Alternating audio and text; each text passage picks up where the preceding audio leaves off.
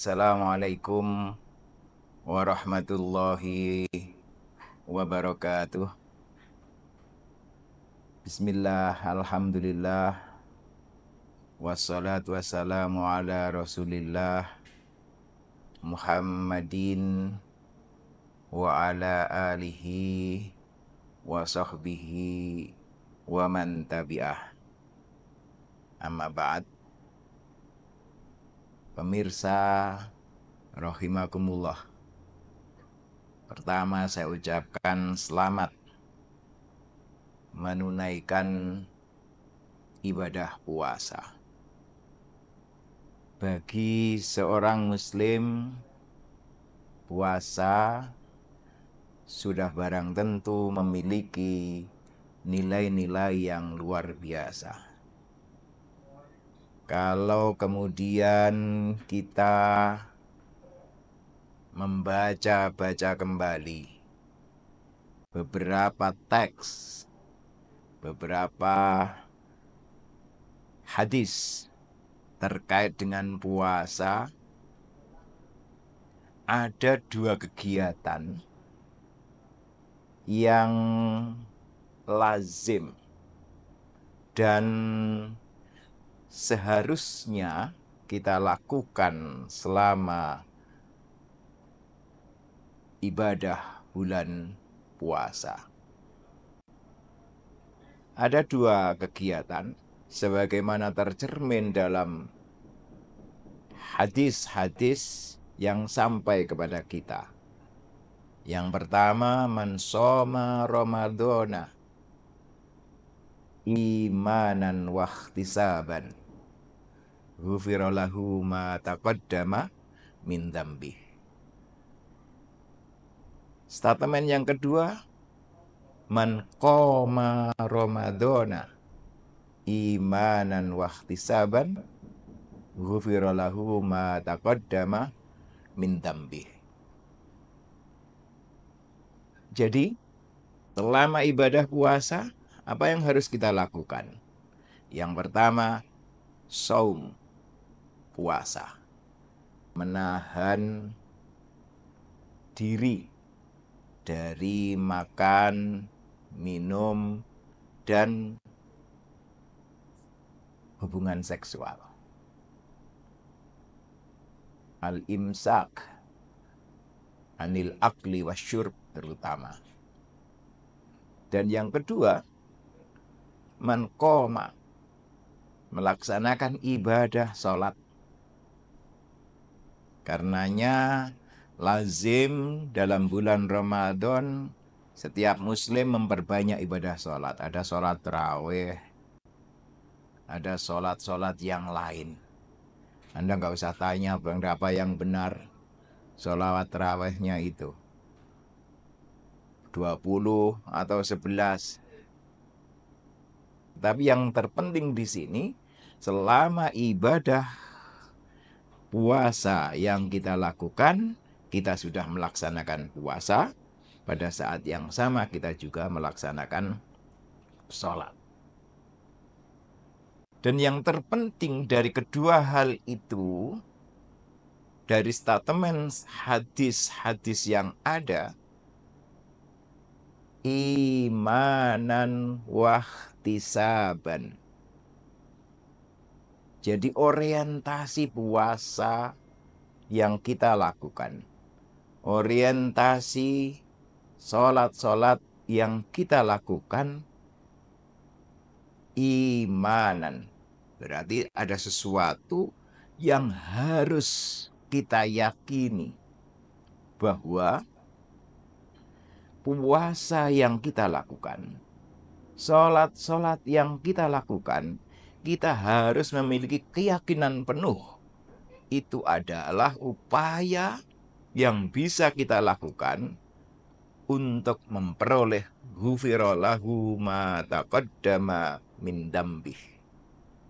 Jadi sejak awal orientasi kita berpuasa, sejak awal orientasi kita ketika kita melakukan ibadah-ibadah sholat selama bulan puasa adalah disertai dengan keyakinan yang betul-betul bahwa ibadah-ibadah yang kita lakukan akan mampu menghantarkan kita memperoleh ampunan dari Allah Subhanahu wa Ta'ala. Untuk mewujudkan ampunan Allah Subhanahu wa Ta'ala tersebut, maka ada satu lagi yang tidak boleh kita lepaskan. Apa? Ikhtisaban. What the meaning ikhtisaban? Kita harus selalu melakukan evaluasi terhadap apa yang sudah kita lakukan.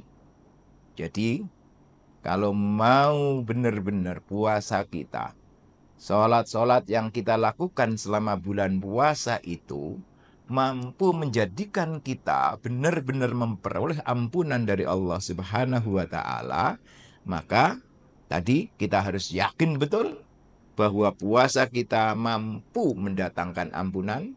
Dan yang kedua, kita harus selalu melakukan evaluasi. Kita harus selalu melakukan penilaian terhadap puasa, terhadap ibadah sholat yang sudah kita lakukan. Karena di situ ada kata ikhtisaban. Artinya apa? Puasa kita pada hari yang kedua harus lebih baik dari puasa dan ibadah sholat yang kita lakukan pada hari yang pertama. Puasa dan ibadah sholat yang kita lakukan pada hari yang ketiga harus lebih baik dari puasa dan ibadah sholat yang kita lakukan pada hari yang kedua. Demikian seterusnya. Karenanya bagi seorang muslim, sangat beruntung kita diberi petunjuk oleh Allah, dipaksa oleh Allah untuk melakukan evaluasi terhadap apa yang telah kita lakukan. Minimal dalam setiap tahun ada 1 bulan kita dipaksa oleh Allah untuk melakukan evaluasi terhadap apapun yang telah kita lakukan. Sudah barang tentu, kalau kita melakukan evaluasi, maka pasti kita akan menemukan titik lemah kita. Kita tahu kemarin sudah melakukan seperti ini. Kenapa kok belum berhasil? Oh, karena kemarin kita punya titik lemah di sini. Hal-hal yang seharusnya sudah kita persiapkan ternyata belum misalnya. Nah, kalau kemudian kita benar-benar melakukan evaluasi yang luar biasa terhadap apa-apa yang telah pernah kita lakukan, maka kita juga dipaksa oleh Allah untuk memahami, menyusun rencana-rencana terkait dengan hal-hal yang mampu mengeliminir kelemahan-kelemahan tersebut. Kira-kira apa yang harus kita lakukan untuk menambal bolong-bolong? Apa yang harus kita lakukan untuk menyempurnakan hal-hal yang telah pernah kita lakukan?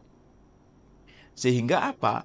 Sehingga dalam kehidupan kita selalu ada improvement, selalu ada pengembangan yang berkelanjutan. Nah, kalau hal itu sudah kita lakukan, ghufira lahu ma taqaddama min dzambih.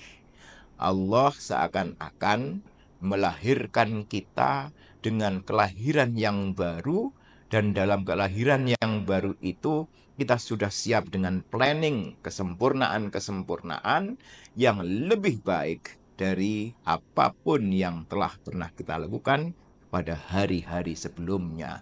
Itu sebabnya setelah puasa selesai, biasanya begitu, kita seakan-akan dilahirkan kembali. Kenapa? Karena kita sudah melakukan evaluasi dan kita sudah menemukan solusi atas apa yang pernah kita lakukan untuk menjadi jauh lebih baik pada masa-masa selanjutnya.